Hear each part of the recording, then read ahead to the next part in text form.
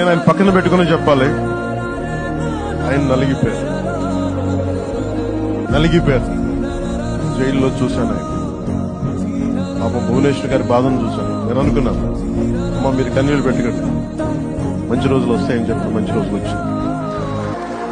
వారికి మనస్ఫూర్తిగా వారికి నా హృదయపూర్వక శుభాకాంక్షలు. మీరు అద్భుతమైన పాలన ఇవ్వాలి అందరికీ మనస్ఫూర్తిగా నేను తెలియజేసుకున్నాను.